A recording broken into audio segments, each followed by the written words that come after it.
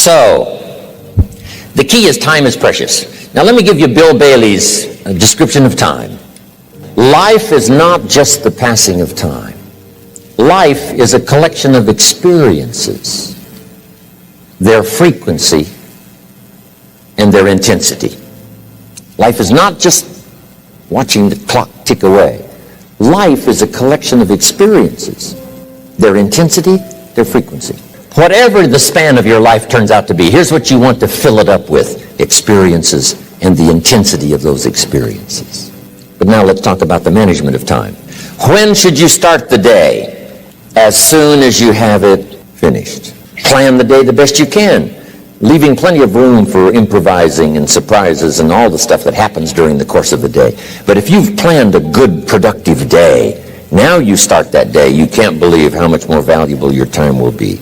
Don't start the day until you have it finished. Now here's the next one. Don't start the week until you've had it finished. Now to lay out a week is a pretty good challenge. Next, don't start the month until you have it finished. The places to go and the people to see and the productivity and the sales and the customers and the development and all the rest of what you want to accomplish during the course of 30 days. Don't start the month till it's finished. And then here's the big one. This is really challenging. Don't start the year until you have it finished. To the best of your ability. It can't be finished like minute by minute. But in terms of the sweep of what you want to accomplish, make sure that that's set and ready to go by the time January 1st rolls around. Now, jot this down. Approaches to the management of time. Here's the first one. Ignore the subject. I mean, that's good advice. Don't let anything overly bug you. Because remember now, you don't have to do anything. Someone says, well, I got to get a handle on my time. The answer is no, you don't. If you want to let it all go, you can let it all go. I mean, this is good advice. Somebody says, you ought, you ought, you ought. Jot this down. Ignore all the you oughts or you should. Only if they're giving general information. We should. It's better to say if you're teaching, we should. Not you should, we should. Then you let me listen in without it being too confrontational. If everyone did this, see, that'd be great. And then you give a person a chance to choose to do it or not to do it. But when you start the you ought, now see if I don't, now see we got some tension and maybe some problems. So you oughts seem to always create problems. When you're talking to your kids, you say, no, if kids would do this, not always saying if you did this, life would be better, but if kids did this, life would be better. It's like making a little talk and letting them listen in. And then it's a little less confrontational. It gives us a choice. In one of my seminars, here's what I teach. All life form strives to the max of its potential except human beings. How tall will a tree grow? As tall as it possibly can. You never heard of a tree growing half as high as it could. No, trees don't grow half. A tree drives its roots as deep as it can, reaches as high as it can, produces every leaf it can, every fruit it possibly can. To the max. Every life form strives to the max, except human beings. Now, why not human beings? Jot this down. You've been given the dignity of choice. You're not a robot. You don't have to repeat this year the same as last year. You can tear up last year's plan, develop a new plan. So, the dignity of being a human being. Now, here's the choice on being a human being. To be part of all we were meant to be, or to be all. To strive for all, or half, or part, or some. The choice is up to you to develop one skill or 10 skills. Someone says, well, I'd be happy with just one more language. Well, some say, hey, I'm going to learn 6 or 7. And this is all a matter of choice. And when someone says, no, you ought to learn 4, you've got to resist all that. Because this is personal dignity. And you don't want to destroy someone's dignity by doing all the oughts, and then they feel reluctant to do it. Now we've got problems. So if you want to, just ignore this subject on time management. Now here's the next one. Step down to something easier. The guy's in sales, and he says, oh, I want to own the company. Finally owns the company. Now he's got no time to play golf. He said, when I was in sales, I was making big money playing golf 3 days a week. Heck with this owning something. Heck with managing. My life was never my own after I started to manage. I'm going back to sales. See, this is the key. If you're getting too pressed, you might consider stepping down to something with a little easier time pressure. Next key to time management, and that's work longer and harder. But see, there's a limit to that. I almost lost my health the first year. I went so crazy about personal development and achievement. I just went bonkers. You know, I told you I was skinny. By the end of that first year, I was a walking shadow. And then it suddenly occurred to me, what if I got rich and too ill to spend it? I mean, that was a shocker. So I started, developing a little more reasonable. Because I said, if 12 hours won't do it, I'll work 14. If that won't do it, I'll work 18. I mean, how many hours it takes. And sure enough, it cost me too much. So see, working longer and harder for some might be appropriate. If you're just sitting around not doing that much, this might be good, work longer and harder. But you can only work so hard. Here's the key, not to work harder, but smarter. When you've worked as hard as you can, doing the best you can in terms of physical output in the time, reasonable time. Now here's the ultimate in the management of time, and that is you simply become more skillful. When I first got into sales, I was around people that could get, 9 out of 10, 8 out of 10. And when I first started, I could only get 1 out of 10. But here's what I did. I worked around the clock, so that I would make up in numbers what I lacked in skill. That's good in sales. You got to jot that down. When you're new, you make up in numbers what you lack in skill. Now, when you become more skillful, the numbers can go down because now your persuasive ability and all of that is now so high that you don't need to put as many numbers out. But at first, if you want to compete or if you want to really get good, you've got to put in the numbers. But if you get more from yourself, develop more of yourself, now the time management becomes an easier task. Now here's the next thing. Either you run the project or it runs you. I've found out when you start something, at first you're in charge. All of a sudden, a year later, it's in charge. Some of the companies I started, I'm telling you, I'm in control. A couple of years later, I'm out of control. At first, I've got it on the run. 2 years later, it's got me on the run. Haven't got enough time. I'm dizzy with trying to get it all done.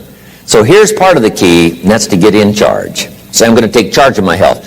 Take charge of your time. Take charge of your resources, which we're going to talk about next. You're the one that's responsible for it. It's not a requirement of society that you not have a heart attack and take care of your family. That's not a requirement of society, but you must make it a requirement of yourself.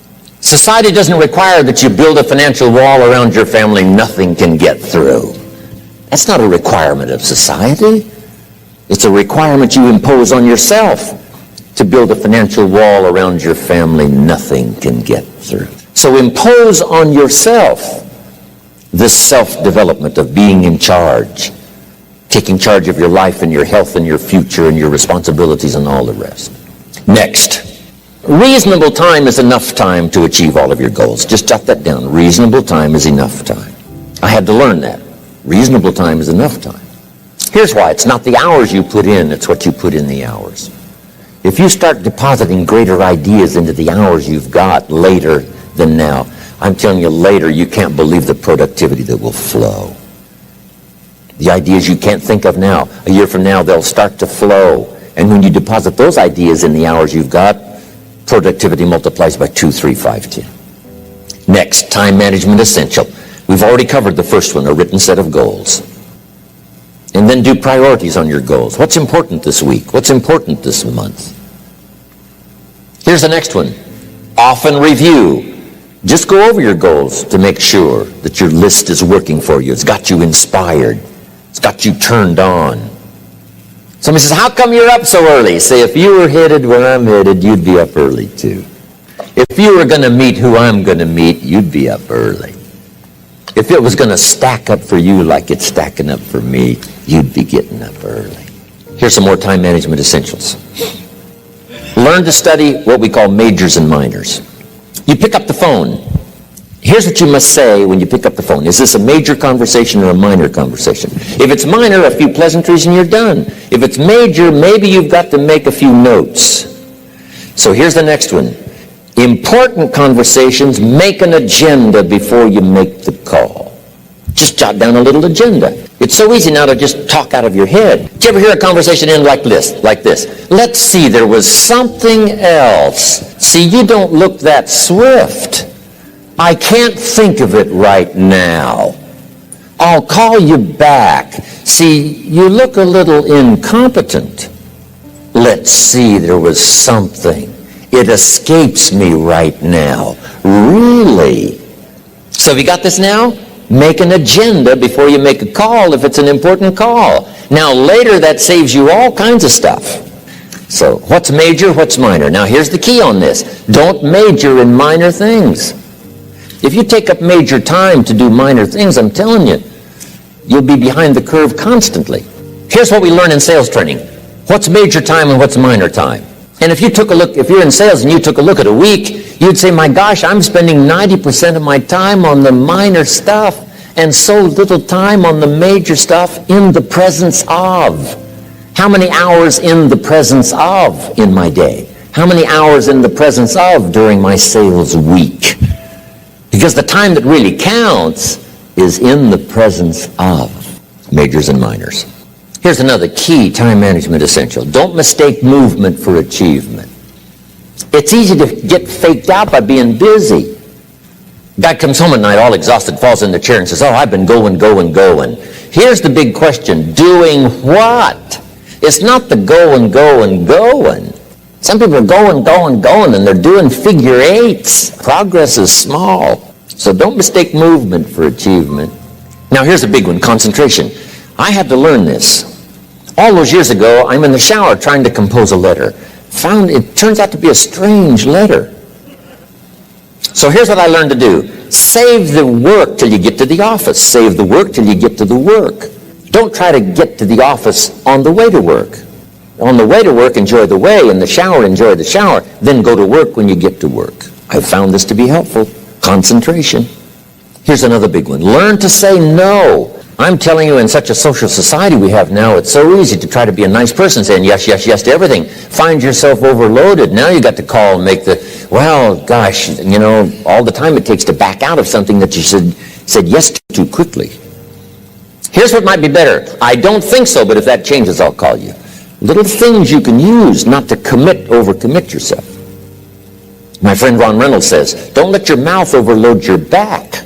It's a good one. Now here's a big one on time management. When you work. When you play. Don't mix the two. Don't work at play. I used to take my family to the beach and I would bring my briefcase. I learned not to do that. Or at the beach I'm saying I should be at the office. Now my family's upset because I'm at the beach and I'm thinking office. Now when I'm at the office I'm thinking what? I got to get my family to the beach. So things are not going too well at the office because I'm thinking beach, and things are not going too well at the beach because I'm thinking office. Here's what I learned to do. At the beach, be at the beach. At the office, be at the office. When you work. When you play. Don't mix the two. Don't work at play. Now here's one of the most important ones. Don't play at work. Work is too serious. But I'm telling you, you got to be serious about work because you're parting with a piece of your life for the work you do. Your work costs you a piece of your life. Here's what it's called. Serious business. Not grim, not unhappy, but serious. Here's another key phrase. All work is good. You may not like your job, but if it's the stepping stones to get you to where you want to go, you got to appreciate your job. You don't have to have a passion for your job. Here's the ultimate passion. A passion for incredible success in every department of my life. That's the passion. But don't look down on some menial job you have to do to finally get you to where you want to go.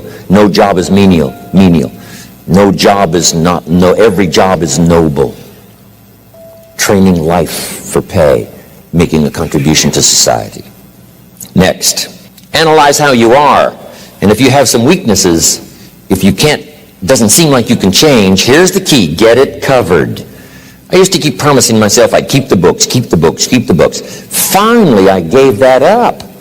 And back then, it only took me an extra $50-60 a month for some accountant to keep the books.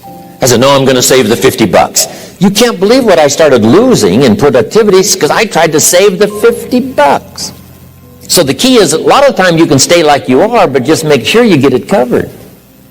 Next, beware of the telephone and all other systems of communication, especially the telephone at home and systems of communication at home. And here's one of the best lines I've got for you for the weekend. Let all communication systems serve you, but don't let them intrude. Here's the next one. Read all the books. I've only got a few notes here on time management, but if you've got some particular challenges, you run a big organization, a big corporation, you've got some challenges, there's plenty of books. Now, here's what's next. Just be more alert to the things that might be stealing your time. Here's why. Time is like capital. You can't let someone steal your seed corn. You can't let someone steal your capital. And you can't let someone steal your time.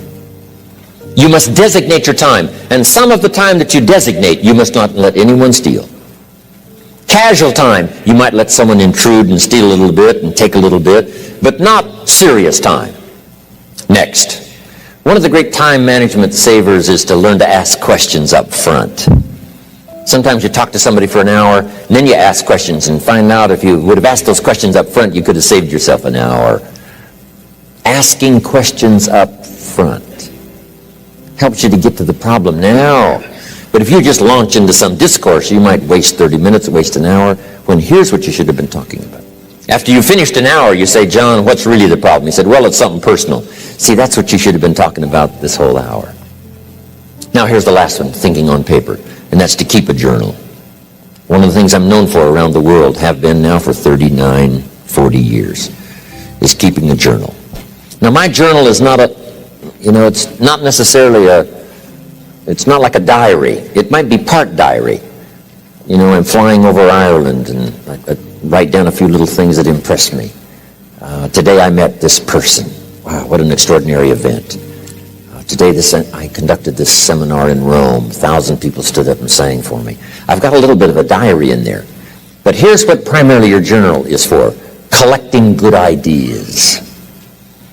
A journal is to collect good ideas on your health, good ideas for your business, good ideas for your future, good ideas for time management. Because I used to take notes on pieces of paper and torn off corners and backs of old envelopes and restaurant placemats. And I threw all this stuff in a drawer. It did not serve me well. I finally learned to get a bound copy, right? And just keep a journal, right? If I was here, I had my journal, I'd be taking notes, right? These 2 days in my journal. Now, if you're caught without your journal, you just take the notes when you get back home, put those notes in your journal, throw the paper away. Because we don't usually go through paper to review. But see, my journals now make up a significant part of my own library. Here's what's next to leave behind, and that's your library. The books that changed your life, the books that changed your health, the books that rescued you from oblivion. The books that you passed on to other people, they were so exciting for you. The books that made you financially independent. The books that developed your leadership. The books that gave you wisdom to ponder when things were tough. The books that got you through the winter. The books that helped you to plant in the spring and harvest in the fall. What a treasure to leave behind. If you do that, here's what's for sure. Your books will be more valuable than your furniture.